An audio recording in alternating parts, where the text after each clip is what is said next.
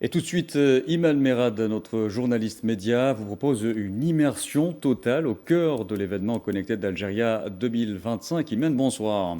Bonsoir Abdelkader. Alors, le tout numérique, ce sera pour 2029. Comment l'Algérie fera-t-elle la transition?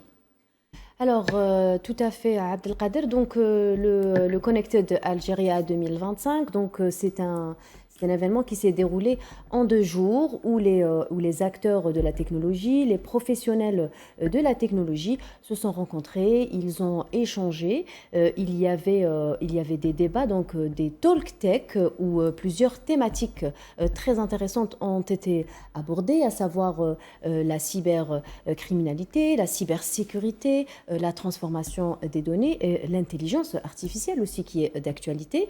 Donc il y avait aussi plusieurs ateliers, plusieurs workshops, comme nous venons de voir le sujet de Kherdin Batache, donc la transformation numérique et le e-gouvernement. Donc c'était l'atelier qui avait connu beaucoup d'engouement. Donc dans les conclusions, si vous voulez, de cet atelier vont établir une base, ou plutôt, on va dire, un feedback qui va permettre justement de passer à l'ère digitale, à la numérisation, donc accélérer Très bien. ce passage vers la numérisation, mais aussi réaliser ce qu'on appelle la souveraineté numérique nationale, justement pour concrétiser cette vision de 2029. 29.